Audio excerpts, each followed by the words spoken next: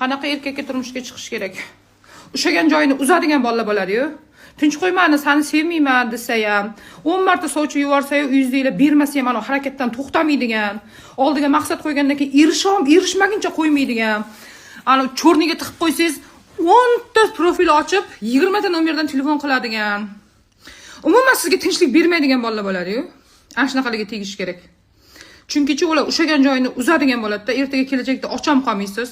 Bir joyda ishlagandim, meni aldab oyligimni bermadi degan gapni ham eshitmaysiz. Kerak bo'lsa shantaj qilib bo'lsa ham pulini olib keladi, oilasini boqib qo'yadi. Shunaqa erkakka erga tegish kerak. Ana maqsadiga erishib, oldiga qo'ygan narsani, masalan, sizni o'ziniki qilmaguncha qo'ymaydiganlar bor-ku.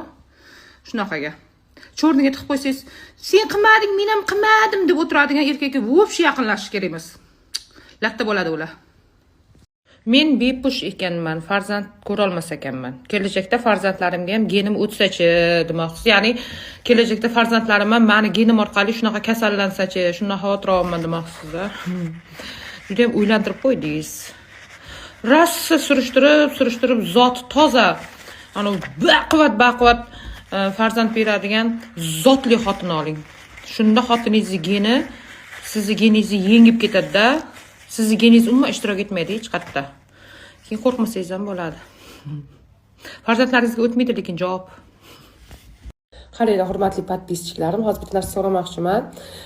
Agar birinchi yigitinglar bilan, eringlar bilan yoki-da yaxshi ko'rgan qizinglar bilan tanishgan joyinglarni birinchi farzandingizga ism qilib qo'yganinglarda, farzandingizning ismi nima bo'lardi? O'shani kommentariyada yozib ketinglar.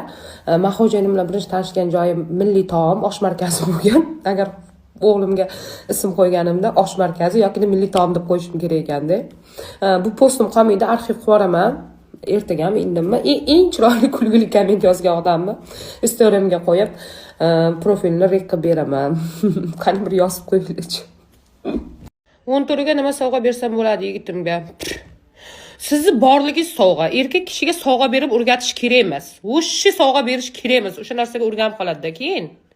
14-kuni ham nabara sovg'a talab qilishingiz kerak. Siz kutib o'tiring, menga bironta sovg'a bersin deb.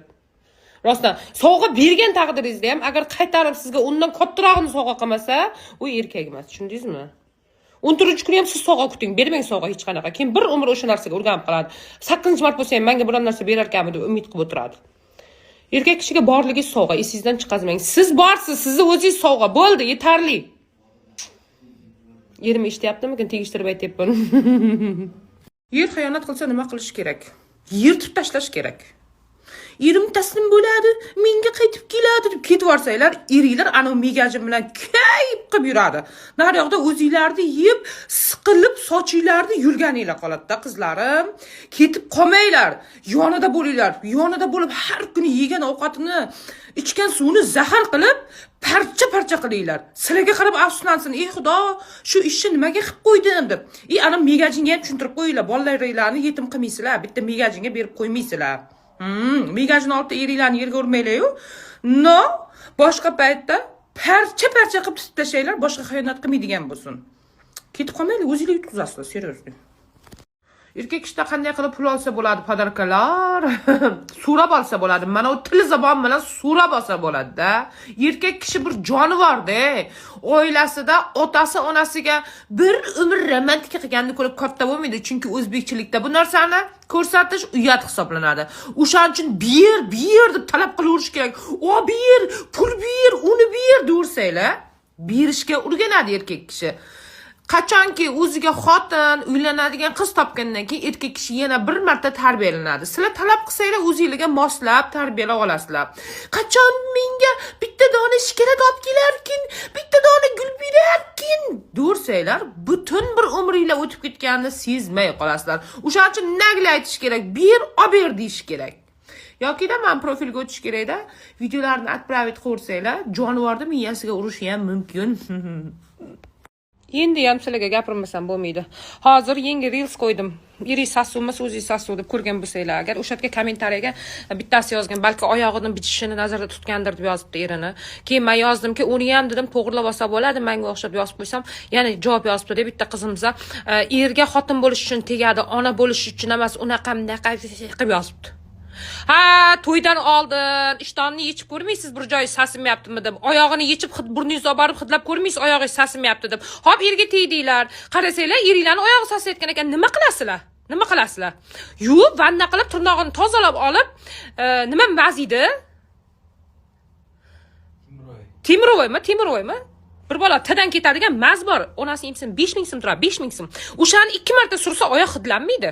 Yaqinda xo'jayinim ham bilmasdan ukalari nimasini kiyib qo'ygan, oyoq kiyimlarini tapchkasini kiyib qo'ygan, oyoqlari hidlanib qoldi. 2 marta vanna qilib o'sha mazdan surdim, chotki bo'ldi. Tupoysizlar? Ayol xiyonat qilsa, ya bu tugadi degani. Erkak kishi xiyonat qiladi, keladi, kechirim so'raydi, yig'laydi, yalinadi, yolvoradi, ichganda o'rtoqlari bilan qo'shilib bir balo qilib yo bosh aylanib xiyonat qilib qo'yadi.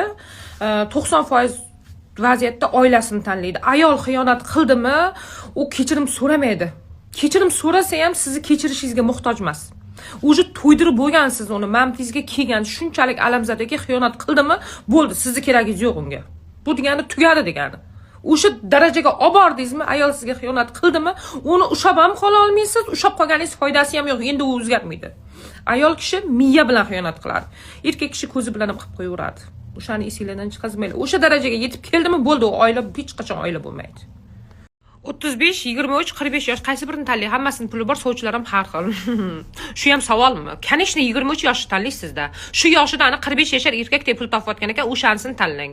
Ham yoshdan energiya olib yashaysiz. Qiz bola 25 ga kirsa, bu o'tirib qolgan. Buni bir gapi bor, shu yoshgacha yerga tegmabdi deydi-yu. Ana ikkita qarini ham bir gapi bor, yo ajrashgan, yo bir balasi borki, shu yoshgacha uylanmagan. Yoshidan energiya olasiz, ham yoshini qo'lga olish osonroq bo'ladi. O'shaning uchun yoshini tanlaylar.